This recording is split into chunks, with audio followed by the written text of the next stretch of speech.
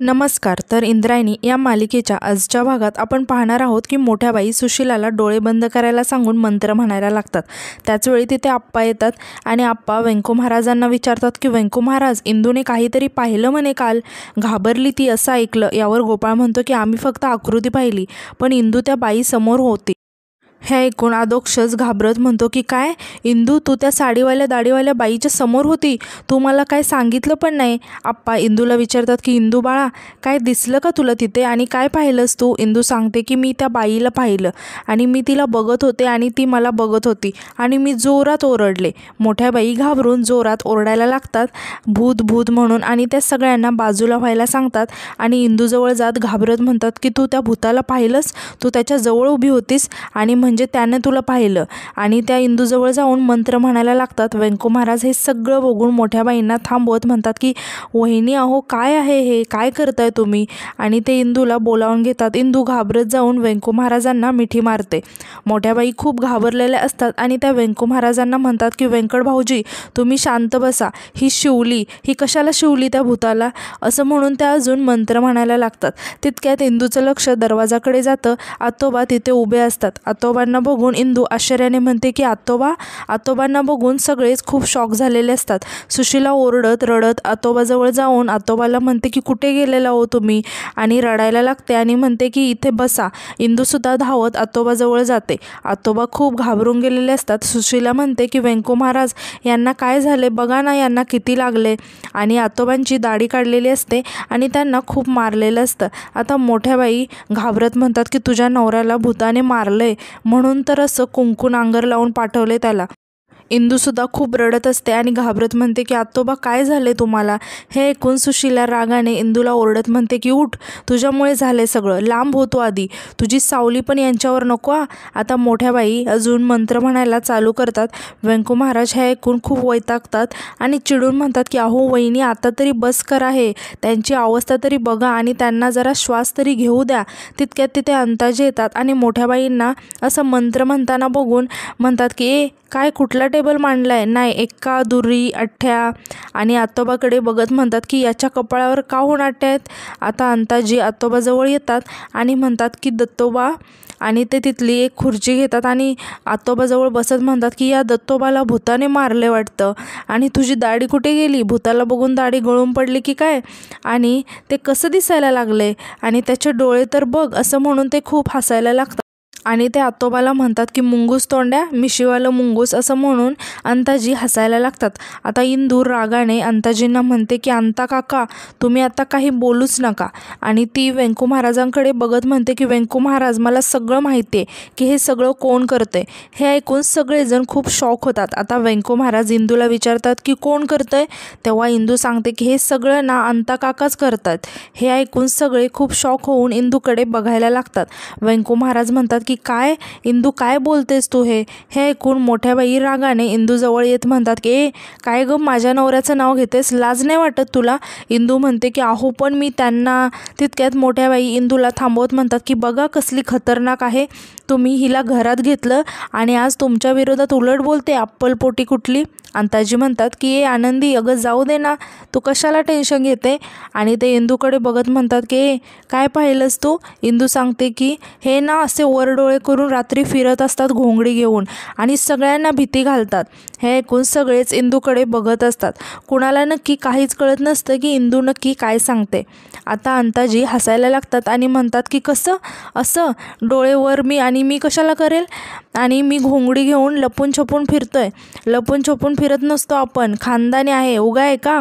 आणि ते इंदूला म्हणतात की काय गं, मी तुला भूत वाटलो का? भूत समजते का मला? तसं नको करू बाई, लेकरं माझ्याजवळ यायची नाहीत, भूत बाबा म्हणून घाबरून पळून जातील. काय अधोक्षज, हो की नाही? मग अधोक्षज घाबरत इंदूला म्हणतो की हो गं इंदू, माझ्या बाबांचा आणि भूताचा काय संबंध? तुझा काहीतरी गैरसमज झाला असेल गं. यावर गोपाळसुद्धा म्हणतो की हो, गैरसमजच झाला असेल. आता माझा काका असतो रात्री बेरात्री कामानिमित्त बाहेर, त्याला थंडी वाजत असेल म्हणून तो जात असेल घोंगडी घेऊन बाहेर. यावर इंदू म्हणते की अरे गोपाळ, माझा गैरसमज नाही झाला रे.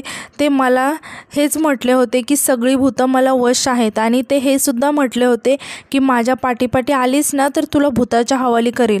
आणि दाढीवाले साडीवाले भूत जेव्हा गायब झालं ना तेव्हा मला हे लपत छपत घोंगडी घेऊन दिसले होते. आता सगळेजण अंताजींकडे बघायला लागतात. अंताजी खूप रागाने इंदूकडे बघत असतात. इंदू म्हणते की आणि हे मलाच नाही तर मोठ्या बाईंना पण यांनी सांगितले की गावात फिरणारं साडीवालं दाढीवालं भूत मीच आहे. मोठ्या बाई इंदूला म्हणतात की काही काय बोलतेस, आणि ते अंताजींना म्हणतात की 2 थोबाडीत मारा हिच्या. अंताजी म्हणतात की टाईम नाही आहे मला, मी बिझी असतो मी. आणि ते सगळ्यांकडे बघत म्हणतात की तुम्ही माझ्याकडे असं रोखून काय बघताय, आणि या बारक्या पोरीच्या स्वप्नात आलो असेल मी भूत बनून, म्हणून ती काहीही बोलेल आणि तुम्ही विश्वास ठेवताय. टाईम गेला ना माझा, याला काय अर्थ आहे. आणि ते दाढीवाली साडीवाली माडीवाली बाई असं गाणं म्हणत तिथून निघून जातात. आता व्यंकू महाराज काहीतरी विचार करतात आणि लगेच अंताजींच्या पाठी जातात. तेव्हा अंताजी त्यांच्या रूममध्ये आलेले असतात. व्यंकू महाराज तिथे येतात आणि अंताजींना म्हणतात की दादा. यावर अंताजी म्हणतात की मला जे काही बोलायचं होतं ना ते मी खाली बोललेलो आहे, आणि मला आता वेळ नाही आहे बोलायला. व्यंकू महाराज म्हणतात की हे बघ, मला पण तुझा फार वेळ घ्यायचा नाही आहे. मला फक्त एवढंच सांग की तू जे पण काही खाली बोलला ते खरं आहे का. यावर अंताजी म्हणतात की तू मला जाब विचारतोय. नाही, पाठीवर पाय देऊन आला, आता मानगुटीवर बसायची तयारी दिसते तुझी. लहान भाऊ मोठ्याला खा. व्यंकू महाराज म्हणतात दादा, अरे खून झालाय विठूच्या वाडीत. अंताजी अत्तरचा स्मेल घेत म्हणतात की जास्मिन आहे, देऊ का. व्यंकू महाराज म्हणतात मी काय बोलतोय, तू काय बोलतोय. अरे इंदूने तुला पाहिलंय ते खरं आहे का दादा. कारण इंदूने जिथं तुला पाहिलंय ना तिथं तिला तुझी अंगठी सापडली आहे. आता तरी खरं सांग.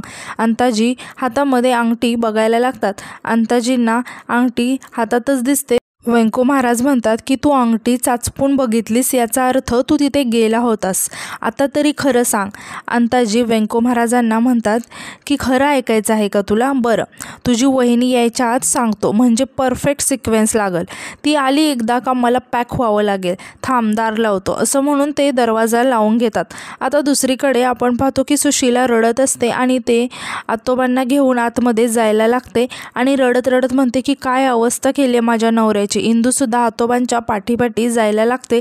तितक्यात मोठ्या बाई इंदूच्या हाताला पकडून तिला पाठी खेचतात आणि म्हणतात तू कुठेही जायचं नाही. अधोक्षज घाबरत म्हणतो की आई, तू इंदूला नको मारूस ना गं. जेव्हा तू तिला मारतेस ना तेव्हा मला तुझी भीती वाटते. गोपाळ म्हणतो की मोठ्या बाई, अहो उगाच तिला मारू नका हो. अहो इंदूचा काहीतरी गैरसमज झाला असेल, आमची इंदू खोटं नाही बोलत. मोठ्या बाई चिडून म्हणतात की म्हणजे तुझा काका खरंच असं वागतो असं तुला वाटतं का. गोपाळ म्हणतो की अहो नाही, तसं नाही. मोठ्या बाई ओरडून म्हणतात की गप्प बसा. आणि त्या आदू आणि गोपाळला म्हणतात की जर तुम्ही ह्या हिंदीची बाजू घेतली ना तर दोघांना पण सडकावून काढेल. आणि परत शकुंतलावर ओरडत म्हणतात की तू का शांत आहेस. शकुंतला गोपाळला ओरडत म्हणते की गोपाळ, मोठ्या बाईंशी मोठ्या आवाजात बोलू नकोस. आणि परत मोठ्या बाईंना म्हणते की मोठ्या बाई, जर भाऊजींनी काही केलं नसतं तर त्यांनी ते नाकारलं असतं ना इंदूसमोर, पण ते तर काहीच न बोलता निघून गेले. मोठ्या बाई रागाने म्हणतात की काय म्हणायचं आहे तुला. आणि त्या व्यंकू महाराजांना आवाज देतात. तेव्हा शकुंतला सांगते की वर गेले आहेत ते भाऊजींसोबत बोलायला. तेव्हा मोठ्या बाईसुद्धा रागाने तिथून निघून जातात. तर दुसरीकडे आपण पाहतो की अंताजी म्हणतात की हे बघ व्यंकट, रोज रात्री आपण पत्ते खेळायला जातो. हे जगापासून लपलेलं नाही आहे, म्हणूनच आमची गादी तुमच्याकडे आले, बरोबर आहे ना. तेव्हा व्यंकू महाराज म्हणतात की अरे पण आता गादीचा विषय चालू आहे का. अंताजी म्हणतात पण भूताचा विषय चालू आहे ना. व्यंकू महाराज म्हणतात की अरे हो, म्हणूनच विचारतोय की इंदूने तुला बाहेर घोंगडं घेऊन जाताना पाहिलं आहे का. तेव्हा अंताजी हसत म्हणतात की अतिघाई गोष्टीमधली मजा जाई, आणि म्हणतात की अरे तुझी वहिनी आपल्या गावामध्ये भूताचं प्रकरण झाल्यापासून मला कुठे जाऊच देत नाही आहे. तुला तर माहिती आहे, पत्ते खेळल्याशिवाय मला झोप येत नाही. मग मी काय आयडिया केली, ती गाढ झोपल्यावर मी हळूच उठायचो, घोंगडं पांघरायचो आणि लपत छपत जायचो. व्यंकू महाराज म्हणतात मग या सगळ्यांमध्ये तुझा हात नाही आहे. अंताजी म्हणतात की अजिबात नाही. अरे बाबा, हे बघ, मी घोंगडं पांघरून निघालो तेव्हा माझ्या लक्षात आलं की कोणीतरी माझा पाठलाग करत आहे. मी मागे वळून बघितलं तर इंदू. मग मी थांबलो आणि तिला थोडं घाबरवलं आणि मी तिला म्हणालो की मीच भूत आहे, आणि तिला ते खरं वाटलं. आणि कालसुद्धा तिने मला बघितलं. आणि म्हणतात की आलं का तुझ्या लक्षात आता. मोठ्या बाई तेव्हा तिथे येतात आणि दरवाजाला कान लावून ऐकत आणि हे सगळं ऐकून मोठ्याने दरवाजा वाजवून आवाज द्यायला लागतात आणि म्हणतात की व्यंकट भाऊजी दरवाजा उघडा. तेव्हा व्यंको महाराज दरवाजा उघडतात. मोठ्या बाई रागाने आतमध्ये येतात आणि व्यंको महाराजांना म्हणतात की तुम्ही कशाला यांना बोलताय? ती इंदी तुम्हाला काही सांगेल आणि तुम्ही यांना बोलाल का? आणि यांनी ऐकून घेतलं असेल पण मी नाही ऐकून घेणार. ती पोरगी तुमच्या भावाला काही बोलते आणि तुम्ही ते शांतपणे ऐकून घेताय आणि वरून यांनाच जाब विचारताय. व्यंको महाराज म्हणतात की इंदू खोटं बोलत नाही वहिनी. इंदूने दादाला पाहिलेलं आहे आणि दादाने ते आत्ताच माझ्यासमोर कबूल देखील केलं आहे. तेव्हा मोठ्याबाई घाबरून अंताजीकडे बघायला लागतात आणि त्या अंताजींना विचारतात की बाहेर गेला होता तुम्ही? अंताजी थोडंसं अडखळत म्हणतात की हो. मोठ्याबाई रागाने म्हणतात की कुठे गेला होता तुम्ही? आणि म्हणतात की सांगा तुम्ही खोटं बोलताय. व्यंको महाराज म्हणतात की वहिनी तुम्ही उगाच दादावर ओरडू नका, मी सांगतो तो कुठे गेला होता. अहो वहिनी तो शंकराच्या देवळात जाऊन बसला होता महारुद्राचा जप करत. हे ऐकून अंताजीसुद्धा आश्चर्याने व्यंको महाराजांकडे बघायला लागतात. आता व्यंको महाराज म्हणतात की गावामध्ये जे काही सुरू आहे ना त्यासाठी तो जप करायला गेला होता. आणि त्या अंताजींना म्हणतात की काय रे दादा, एवढ्या रात्री अपरात्री जप करायला जायचं आणि ते पण हे अशा काळामध्ये? अरे घरच्यांना निदान सांगून तरी जायचं. तुला काही झालं म्हणजे काळजी वाटते जीवाला. अंताजी मोठ्याबाईकडे बघत आणि परत नाटक करत व्यंको महाराजांना म्हणतात की अरे पण व्यंकट मला गावाची काळजी आहे ना, म्हणून तर मी एवढ्या रात्री अपरात्री मंदिरामध्ये गेलो आणि तिथे बसलो जप करत. मोठ्याबाई आश्चर्याने व्यंको महाराज आणि अंताजींकडे बघत असतात आणि त्या विचारतात का खरं का? अंताजी म्हणतात की अगं सत्यवचने आहे, तो अख्खा गाव त्याच्यावर विश्वास ठेवतो आणि तू त्याला विचारते का खरं का म्हणून? तेव्हा मोठ्याबाई म्हणतात नाही हे खरं आहे, माझा नवरा गावासाठी एवढं करतो हे मी सगळ्यांना ओरडून सांगे ना. मग व्यंको महाराज तिथून निघून जातात. मोठ्याबाई अंताजीला म्हणतात की मला का नाही सांगितलं? अंताजी हात जोडून म्हणतात की गावाच्या भल्यासाठी. तेव्हा मोठ्याबाई म्हणतात की आता कोणासाठी काही करायची गरज नाही, स्वतःची काळजी घ्यायची. यानंतर आपण पाहतो की आतोबा एकटक मंदिराकडे बघत बसलेले असतात. तेव्हा तिथे इंदू येते आणि म्हणते की आतोबा काल तुम्ही जेव्हा गायब झाला होता ना तेव्हा मला खूप भीती वाटली होती. असं म्हणून ती आतोबाला मिठी मारते आणि रडायला लागते. आता आतोबा इंदूला समजावत म्हणतात की अगं बघ तुझ्या या फ्रेंडने विठुरायानेच वाचवलं आहे मला. कीर्तन सेवा तू करतेस आणि त्याचं पुण्य मला लाभलं आहे. विठुरायाची कृपादृष्टी झाली बघ माझ्यावर. इंदू म्हणते की हो मग विठुरायाला काय उगाच पाठीराखा म्हणतात का? काल मी विठुरायाचं नाव घेतलं आणि ती दाढीवाली साडीवाली बाई गायबच झाली. तेव्हा तिथे व्यंको महाराज येतात आणि म्हणतात की जो गायब झाला आहे ना त्याला विठुराया एक ना एक दिवस आपल्या सर्वांसमोर आणेल. आणि ते इंदू आणि आतोबाजवळ येऊन म्हणतात की जो अंधश्रद्धेला जुमानत नाही आणि कायम डोळसपणे श्रद्धा ठेवतो त्याच्या पाठीमागे विठुरायाचा आशीर्वाद असतोच. आणि ते आतोबांना विचारतात की नक्की रात्री काय झालं होतं? आतोबा सांगतात की व्यंको महाराज रात्री मला इंदूच्या ओरडण्याचा आवाज आला आणि काळजीपोटी मी त्या आवाजाच्या दिशेने गेलो तर मागून डोक्यात काठीने कुणीतरी फटका मारला आणि माझी शुद्ध हरपली. हे ऐकून व्यंको महाराज आश्चर्याने विचारतात की काय? इंदू म्हणते की हे सगळं त्या दाढीवाल्या साडीवाल्या भूताने तर नसेल ना केलं? तेव्हा आतोबा म्हणतात की नाही इंदू भूताने नाही डाकूने.